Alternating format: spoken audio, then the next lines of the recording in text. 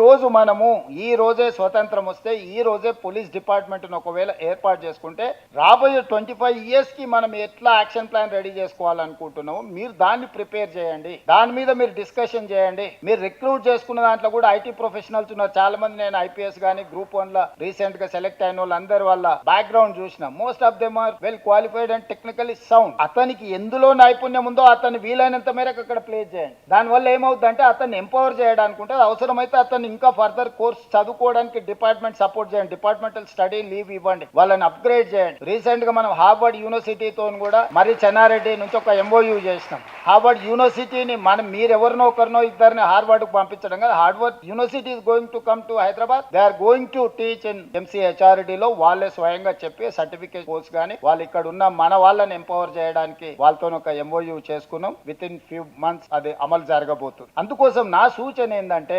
ఎప్పటికప్పుడు మనము ఉద్యోగం వచ్చిందని రిలాక్స్ అయ్యి ఆటో మోడ్లకు పోయినామంటే మనం సమాజానికి నష్టం చేసిన వాళ్ళే. ఇతర శాఖల వాళ్ళు ఆటో మోడ్లకు పోయినా నష్టం లేదు, కానీ పోలీస్ డిపార్ట్మెంట్ మాత్రం ఆటో మోడ్ ఆటో ప్రమోషన్ అనేది ఎక్స్పెక్ట్ చేయకండి. ఆ లేట్ బ్యాక్ యాటిట్యూడ్ కూడా సమాజానికి తీవ్రమైన నష్టాన్ని చేస్తుంది. ఈ రోజు ఈ సిటీ మన మొత్తం ఆదాయం ఈ కోర్ అర్బన్ రీజియన్ లో 60% ఉందనంటే ఇక్కడ అన్ని రకాలుగా మీరు శాంతి భద్రతలను కాపాడుతున్నారు కాబట్టి అన్ని కార్పొరేట్ కంపెనీస్ ఈ రోజు మనం చూడగలుగుతున్నాం. దారింబట్టి వెళ్తే కనిపించే ప్రతి కంపెనీ ఈ రోజు వాళ్ళకు సేఫ్ గా ఫీల్ అవుతుంది.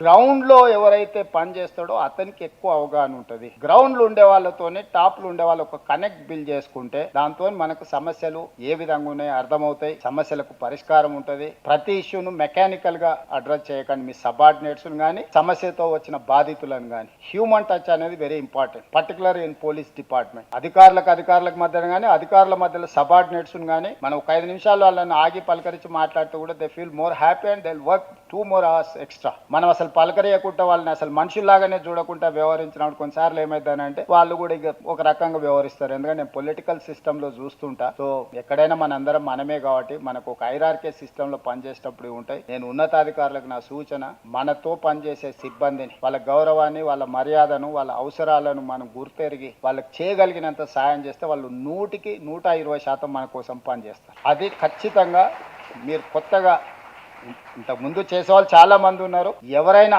మేము మొత్తం సూపర్ బాస్ అనుకునే వాళ్ళకు కూడా నా సూచన ఇది. చిన్న చిన్న కరెక్షన్స్ మనకి చాలా రిజల్ట్ ఓరియంటెడ్ గా పనిచేయడానికి అవకాశం ఉంటుంది. మన లైఫ్ లో కరెక్షన్ చేసుకుంటే తప్పేం లేదు. నేను ఇప్పటికి కూడా సర్పంచులతో వాళ్ళతో మాట్లాడి వాళ్ళు ఇచ్చే ఫీడ్బ్యాక్ తీసుకొని నన్ను నేను అమాండ్ చేసుకుంటుంటా. అప్పుడప్పుడు ఏదైనా నిర్ణయం తీసుకున్నా కూడా కరెక్షన్ చేసుకుంటుంటా. కరెక్షన్ చేసుకుంటే బెటర్ రిజల్ట్ వస్తుంది. బెటర్ రిజల్ట్ ఉంటే అది మనకే గుర్తింపు వస్తుంది. దాంట్లో మనకు వచ్చే నష్టం ఏం లేదు.